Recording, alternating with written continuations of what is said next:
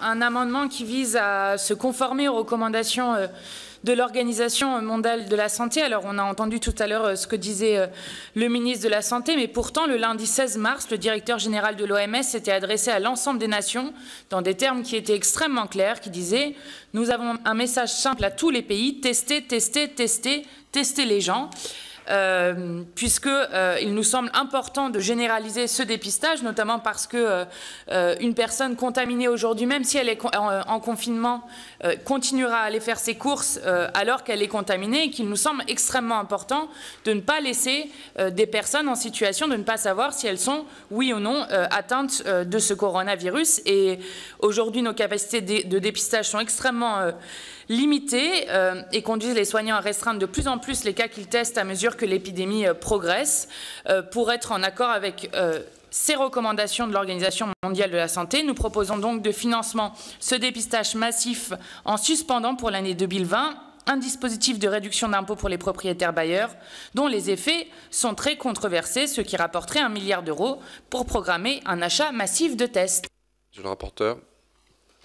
Oui, alors sur le fond, d'abord, je pense que la Commission n'est pas tout à fait compétente pour avoir ce débat sur les tests, et je vous renvoie donc à la réponse du ministre que vous avez entendue. Sur la forme et sur la méthode, je vous invite à ne pas refaire un grand débat sur les niches fiscales et la dépense fiscale ici, de savoir ce qui est pertinent ou pas à conserver.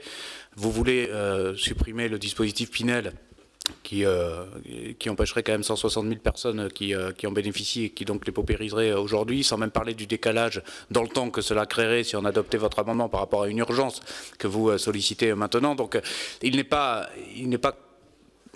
pertinent à mon sens votre amendement là-dessus, et j'inviterai à peut-être ne pas repasser par des débats de projet de loi de finances sur la fiscalité de manière générale. Je sais qu'il y a plusieurs autres amendements derrière pour aborder des débats importants, que ce sont les débats sanitaires, mais qui ne sont pas les débats de ce collectif budgétaire précis. Donc avis défavorable. Philippe Vigier. Très rapidement, Monsieur le Président, un mot par rapport à ce que vient de dire notre collègue Panot. Le sujet, c'est de savoir si ou non on aura la capacité à diagnostiquer ceux qui doivent être diagnostiqués. À l'heure actuelle, notre capacité est de 6 000 par jour. Est-ce que oui ou non, dans 15 jours, avec le phénomène auquel on assiste d'explosion, on sera en mesure de le faire? C'est simplement cela. Et j'espère qu'on a pu activer toutes les chaînes de production pour assurer cette précaution-là qui est indispensable. Juste, je pense qu'il ne faut pas qu'on dérive sur les débats sanitaires, parce qu'on n'a honnêtement pas la compétence et ce n'est pas le sujet, même si évidemment ça a des implications financières.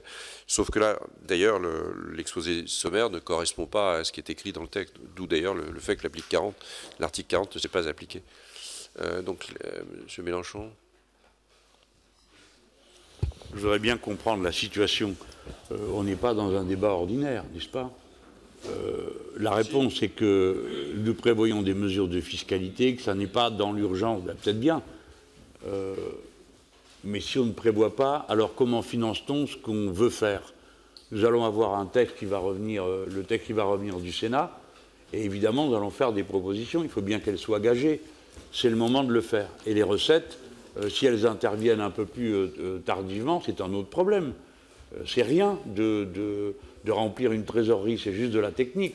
Mais encore faut-il décider au bon moment et à temps de ce qu'on va faire. Alors, c'est juste pour comprendre, on fera formellement la défense, mais si tout ce qu'on va dire maintenant est retoqué parce que ce n'est pas de l'urgence et que seul est de l'urgence, ce que vous considérez comme de l'urgence, pourquoi on discute?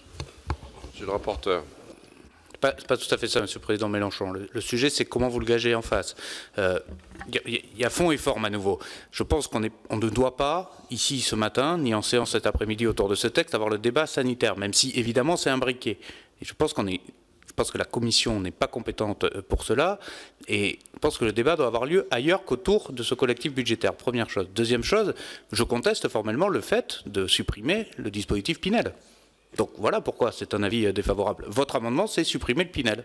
Le Pinel, c'est 160 000 bénéficiaires. Vous supprimez le Pinel, vous appauvrissez 160 000 personnes qui ont une dépense fiscale qui leur permet d'accéder à la propriété, faire de l'investissement locatif. C'est aussi simple que ça. Donc le débat sanitaire, il faut l'avoir en société, à l'Assemblée, avec les ministres compétents. Là, on fait un texte pour sauver nos entreprises d'assèchement de trésorerie qui peuvent les mener à la faillite. J'aimerais juste qu'on reste dans le cadre du texte de loi.